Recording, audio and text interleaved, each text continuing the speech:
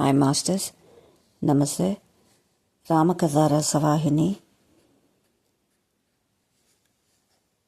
సంజీవిని పర్వం అది కంటిన్యూషన్ అవుతుంది. విభీషణ్ మాటలు విని భరించలేక క్రోధంతో నిప్పులు కక్కుచు కుంభకర్ణుని మీదకి పరిగెత్తిరి. వృక్షములు, పెద్ద పెద్ద శిలలు కుంభకర్ణుని పైకి విసిర మొదలుపెట్టిరి. కానీ వాని మనస్సు చలించలేదు, దేహం కదిలించలేదు.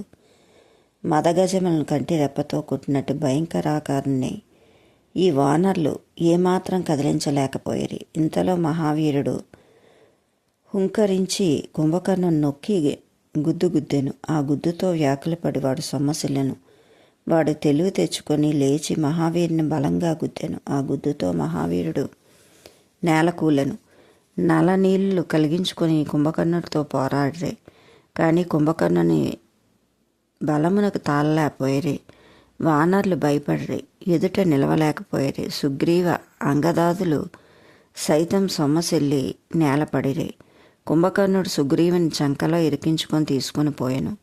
కపిరాజును పట్టుకుంట వలన వానర సైన్యం జయించినట్టు కుంభకర్ణుడు ఈ విధముగా వానర సైన్యం చెల్లా చెదరు చేసెను. ఈ దృశ్యం చూసి శ్రీరాముడు, లక్ష్మణుడు మొదలగు వారులతో ఇక సహించజాలము, నేనే స్వయంగా యుద్ధమునకు దిగక తప్పదు. లక్ష్మణ, అక్షర తూణీరము నీటు తెమ్ము, అక్షర తూణీరముల నీటు తెమ్ము అని పలికెను. రామాజ్ఞ శిరసావించి లక్ష్మణుడు అక్షర తూణీరమును అన్నకు అందించెను. కోదండము ధరించి సింహం వలె శ్రీరాముడు యుద్ధం భూమి నడుచుచుండ లక్ష్మణ, సుగ్రీవ, హనుమంత, జాంబవాది ఆ వానర్లో అతన్ని అనుసరించిరి. రాముడు రెక్కలు గల కాలసర్పం వంటి బాణములు ప్రయోగించెను. బాణములు వాయువేగమున నలువైపులా ప్రసరించెను. వేల కొలది రాక్షస వీరులు యోధులు సంహరించెను. శ్రీరాముని బాణముల బారికి తాళలేక రాక్షసులు పారిపోయేరి. అంత విడిచిన బాణములు తిరిగి వచ్చి రాముని తరల సంచిలో ప్రవేశించెను. శ్రీరాముడు రాక్షసుల అంతమొందించి తెలుసుకొని కోపోద్దుడై సింహనాదం చేసి కుంభకర్ణుని తిరిగి యుద్ధంకి వెళ్ళెను. వాణ్ణి చూసి వానర్లు పరులిడిరి. చేయనది లేక రాముడు బాణమును వానిపై విసిరెను. అది వెళ్ళి కుంభకర్ణుడు భుజమును ఖండించెను. రెక్కల్లేని మందర పర్వతము వలె భుజములేని కుంభకర్ణుడు ప్రకాశించెను. సింహనాదం చేయుచు రాముని మీదకు పరిగెత్తుకు వచ్చెను.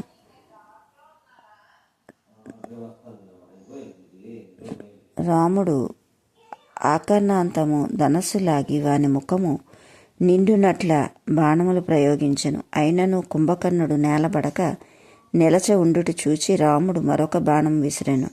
ఆ బాణంతో కుంభకర్ణుని శిరస్సు తెగి కింద పడెను. రావణకు ఈ వార్త తెలియగానే మణిని పోగొట్టుకున్న సర్పం వలె చాలా దుఃఖించెను. భూమి కంపించెను. తలలేని కుంభకర్ణుని దేహం పరుగుడుచుండుట చూచి రాముడు మరొక బాణం ప్రయోగించి ముండము 2 ముక్కలు చేసెను. అంత వాని శరీరం నుంచి వెడలిన కాంతి రాముల్లో చేరెను. జపతపములు లేకయే రాక్షసుడు ముక్తి నొందెను. ఈ ప్రకారం జయదేక వీరుడు రణరంగమును ప్రవేశించుచుండెను. రాముని ముఖారవిందమున స్వేద బిందువులు శోధించెను. కుంభకర్ణుని రక్త బిందువులు శరీరంపై పడి కమలములపై నీరు నిలిచినట్లుగా కాంతితో ప్రకాశించెను. అంత సాయం అయ్యాను. ఉభయం పక్షముల వారును హోరాహోరీ పోరాడి విరమించిరి. రామానుగ్రహంతో వానర బలం అధికమయ్యను. తృణముల వలన అగ్ని ప్రజ్వలినట్టు విధముగా వానరులు విజృంభించిరి. అహోరాత్రములు రాక్షసులు నశించిరి. రావణుని అనేక విధములుగా విలపించెను. మాటిమాటికి తమ్ముని శరీరం హృదయములకు హత్తుకొనుచు ఏడవసాగెను. మేఘనాథుడు వచ్చి అనేక విధముల తండ్రిని ఓదార్చెను. రేపటి దినము నా ప్రతాపం చూపింతును. ఈ ఒక్క క్షణము వానర సైన్యంతో రూపుమాపుదుము. నేటి దుఃఖమును మించిన ఆనందం అందింతును అని వ్యర్థముగా మాటలు ఎన్నయో చెప్పుచొచ్చెను. ఇంతలో తెల్లవారును. వానర బల్లూకంలో నగరము ముట్టించారని చారుల ద్వారా తెలిసిన దాన్ని గుర్తించి రాక్షసుల్లో వీరులు శూరులు అయిన వారెందరో యుద్ధమునకు సిద్ధమై వచ్చిరి. ఎవరి బలములు వారు వినియోగించ మొదలుపెట్టిరి. ఈనాడు ఇరుపక్షముల వారి యుద్ధము వర్ణనాతీతము. మేఘనాథుడు మాయారథమున నారోహించి అంతరిక్షమునకు ఎగిరెను. అంతరిక్షము నుంచి ప్రళయకాల మేఘం వలె గర్జించెను. వాని గర్జన వినిన వానర్లు భయమును పడ్రి. భూమి దద్దరిల్లను. ఒక్క క్షణంలో మాయాసీతను కల్పించి దాన్ని రథం మీద పెట్టుకొని రణరంగా మనకు వచ్చెను. దాన్ని మొదట వాయుపుత్రుడు చూసెను. ఇంతలో మేఘనాథుడు, ఓరి హనుమ, ఎవరి నిమిత్తమై మీరు యుద్ధమును చేయుచుంటిరో జానకిని చంపుచున్నాను చూడుము. ఆమె సంహారంతో యుద్ధం సమాప్తి కాగలదు అని పలికి కత్తి తీసి ఆ మాయాసీతను 2 ముక్కలు చేసి కిందకి విసిరాను. హనుమంతుడు పట్టలేని కోపంతో వానరయోధులను పిలిచి, మీ ప్రాణములపై ఆశ వదిలి యుద్ధం చేసి రాక్షసుని హతమార్చుడు అని హెచ్చరించెను. వానరులు ఘోరముగా యుద్ధం చేసిరి. వానరుల బారికి రాక్షసులు నిలువలేక లంకలో ప్రవేశించిరి. ఆ క్షణముననే హనుమంతుడు రాముని చెంతకు పరిగెడి వచ్చి మేఘనాథుడు చేసిన దుర్వ్యాపారమును తెలిపెను. శ్రీరాముడు ఆ మాట వినగానే విచారించినట్టు నటన చేసెను.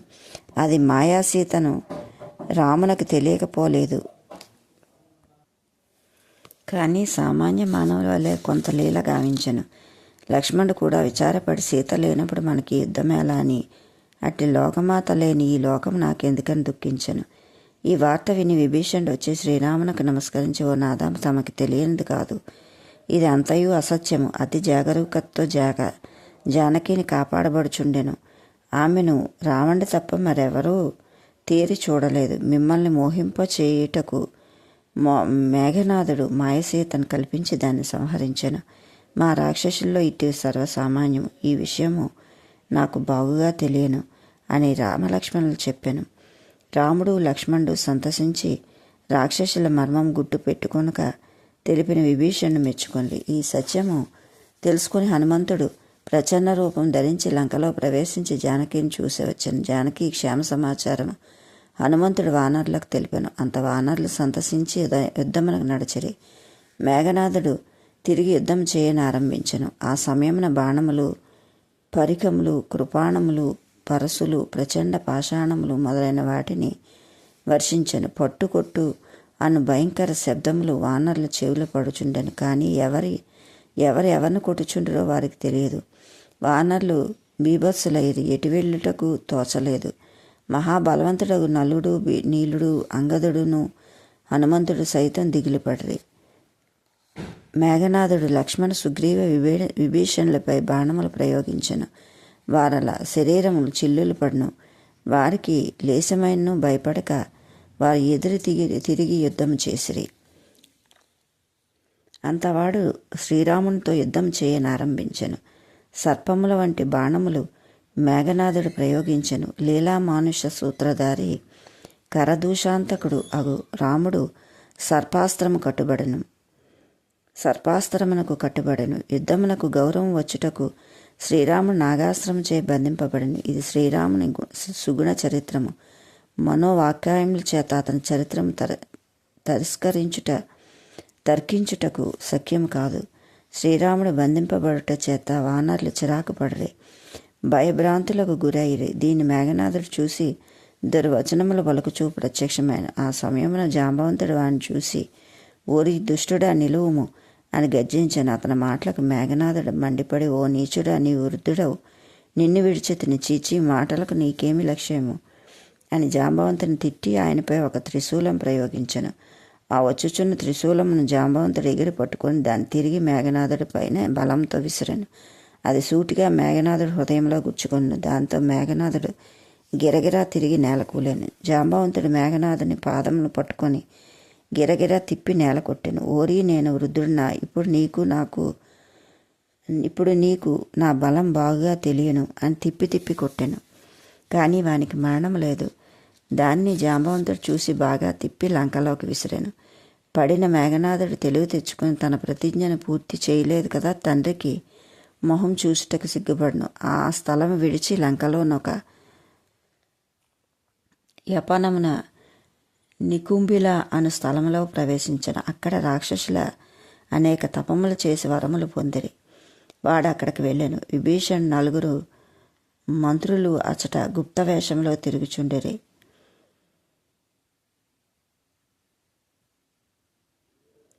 ఈ వృత్తాంతం తీసుకుని వచ్చి విభీషణుకు తెలిపిరి. విభీషణుడు శ్రీరాముని చెంతకు వచ్చి, ఓ నాథా, ఇప్పుడు ఒక సమాచారం వింటిని. మేఘనాథుడు దుర్మార్గుడు, మాయావి, దేవకంటకుడు. ఇప్పుడు వాడొక పాపయజ్ఞం చేయుచుండెను. వాని యజ్ఞమే సంపూర్తి అయిన ఎడ్ల వాణ్ణి జయించుట కష్టమన్ను. శ్రీరాముడు విభీషణుని మాటలు విని సంతోషించి అంగద, హనుమంతుల్ని పిలిచి, ఓయి తమ్ములారా, మీరువురు లక్ష్మణ్తో కూడి వెళ్ళి యజ్ఞమును భంగం చేయుడు. ఓ లక్ష్మణ, నీవు వానితో యుద్ధము చేసి వాణ్ణి జయింపవలను. దేవతలందరూ దుఃఖించుచుండిరి అని ఆజ్ఞాపించగానే విభీషణుడు, సుగ్రీవుడు, జాంబవంతుడు ఈ ముగ్గురు కూడా అనేక మంది సైన్యమును కూర్చుని లక్ష్మణుని సహాయంతో వెళ్ళిరి. లక్ష్మణుడు ధనుర్బాణములు ధరించి అక్షర తూనీరమును కట్టుకొని శ్రీరామునికి నమస్కరించి రాముణ్ణి స్మరించుచూ వెళ్ళాను. అంగదుడు, నలుడు, నీలుడు, మైందుడు మొదలగు యోధులు హనుమంతుని వెంట నడిచిరి. నికుంభుల స్థలమునకు వారు వెళ్ళినప్పటికీ మేఘనాథుడు మహిష మాంసమును రుధిరమును హోమం చేయుచుండెను. ఇంతలో వీరు యజ్ఞమును ధ్వంసం చేయనారంభించిరి. అయినను వాడు దీక్ష విడువక ఉండెను. అప్పుడు వారు వ్యాజస్థుతి చేయనారంభించిరి. అప్పటికి వాడు లేవకుండెను. ఇదే సమయమని వాడు మేఘనాథుని జుట్టు పట్టుకుని వాని పాదములు తన్నిరి. అప్పుడు వాడు దిగ్గును లేచి త్రిశూలం పట్టుకుని వాళ్ళ మీదకి విసిరెను. అంగదుడు, హనుమంతుడు వారిని ఎదుర్కొను. వాడు త్రిశూలంతో కొట్టెను. దెబ్బతో వారు నేల కూలిరి. లక్ష్మణుడు త్రిశూలమును 2 ముక్కలు దునిమెను. వాయుపుత్రుడు, అంగదుడు తెలివి తెచ్చుకొని వారిని కొట్టిరి. దెబ్బలకు వాడు ఏమాత్రం లొంగలేదు, వాటిని లక్ష్యం చేయలేదు. లక్ష్మణుడు మృత్యుతుల్యుడకు బాణమును వానిపై ప్రయోగించెను. పిడుగు వంటి లక్ష్మణుని బాణం చూసి వాడు అంతర్ధానమయ్యను. అనేక మాయావేషములు వేసి దొంగ యుద్ధం చేయుచుండెను. లక్ష్మణుడు సహించలేక అమోఘము బాణములు సంధించి శ్రీరాముని ప్రతాపమును స్మరించి విడిచెను. ఆ బాణం వాని హృదయంలో ఛేదించి వాని ప్రాణమును తీసెను. వాడు రామ లక్ష్మణ అంటూ ప్రాణములు వీడెను. అంత్య సమయమున రామలక్ష్మణులను స్మరించుట చే అంగదుడు, హనుమంతుడు, విభీషణుడు మేఘనాథుని కొనియాడిరి. యాసముగా వాని కళేబరము మహావీరుడు ఎత్తు పట్టుకుని లంక ద్వారం వద్ద పెట్టి వచ్చెను. లక్ష్మణుడు శ్రీరాముని చెంతకు వచ్చి నమస్కరించెను. శ్రీరాముడు ప్రసన్నుడై తమ్ముడిని చూసి మేఘనాథుడు మరణవార్త విని తమ్ముడిని ముద్దాడును. విభీషణ, హనుమంత, నల, నీల అంగదులను చెంత చేర్చుకుని రాముడు వారిని కౌగిలించుకుని వారి దేహమును స్మృశించెను. వారి బాధలు మటుమాయమై గాయములు ఎండిపోయాను. శ్రీరాముని ప్రసన్నతను చూసి వానరులు సంతోషించిరి. శ్రీరాముని కటాక్ష దృష్టి వానరులపై పడెను. వారల శ్రమ అంతయు క్షణంలో నివారణమయ్యను. మేఘనాథుడి మరణవార్త మేఘనాథుడి భార్య అయిన సులోచనకు దాసీల ద్వారా తెలిసెను. రావణుడు దుఃఖంలో మునిగి క్రోధంతో పండ్లు కొరికి, ఇంతకాలము ఈ చిన్న కార్యమును మేఘనాథుడు, కుంభకర్ణుడు సాధించగలరని తలంచితిని. వారి పురుషార్థములను నేను కన్నులారా చూసితిని. వానరుల చేత మేఘనాథుడు సంహరించబట్టు నాకు సిగ్గవుచున్నది. వానరుల చేత చంపబడి వారు ఏపాటి వీరులు? ఓ కులవధు, నీవు శోకమును విడిచిపెట్టు. నేను వారి వంటి వీరుడిని తలంచుకుము. ఒక 4 గడియల కాలంలో నీవు శాంతించగలవు. నా బలపరాక్రములు ఘోర సంగ్రామంలో చూడగలవు. నీ భర్తను చంపిన శత్రువుల శిరస్సును తుంచి తీసుకొని వచ్చేదను, ఇందులకు సందేహం లేదు అని సులోచన చెంతకు పోయి ప్రగల్భములాడెను. కోపంతో మండిపోయాను. సౌశీల్యవతి అయిన సులోచన, హే దశానన, ఇంకనూ శత్రువులను జయింపగలనని ఆశ కలదా? మీరు మోహాంధకారంలో బడి ఉంటిరి. మామగారితో ప్రతిభాషలాడుట పాపమని తలంచి వాదించుటకు నిరర్ధకమని గ్రహించి నాలో నేను మింగియుంటిని. మీ రోషమే ఈ లోకంలో రాక్షసుల నాశనముకు మూల కారణం. మీరు శ్రీరాముని జయించలేరు. ఇది సత్యము అని దిగ్గున లేచి ఏడ్చుకొనుచు మండోదరి వద్దకు వెళ్ళాను. అత్త చరణములు పట్టి ఈ దుర్గతికి నీ పతియే కారణమనియు, నీకును నేడో రేపో ఇటు దుర్గతి రాక తప్పదనియు కఠిన వాక్కులు ఆడదొడిగాను. మండోదరి కూడా రావణ్ణి దుర్బుద్ధికి విచారించి సులోచన చెప్పిన వాక్యములు పరమ సత్యములని విలపించెను. మండోదరి, సులోచన శ్రీరాముని గుణగణములు వర్ణించి సీత యొక్క సౌశీల్యము కొనియాడి కడకు శ్రీరామ దర్శనార్థమైనను మనకు కలిగిన జన్మ సార్థకమగు తమలో తాము చింతించిరి. రావణుడు కోడలైన సులోచన దుఃఖము చూడలేకపోయాను. ఆమె మాటలు సోలాల వలె హృదయమును నాటుకొని పోయాను. విపరీతంగా దుఃఖించి అంతటి కుమారుని కోల్పోతుంది కదా అని నేలకూలి తలను నేల కొట్టుచూ విలపించెను. ఇంకా తాళలేక శివాలయంలోకి వచ్చి ప్రార్థించెను.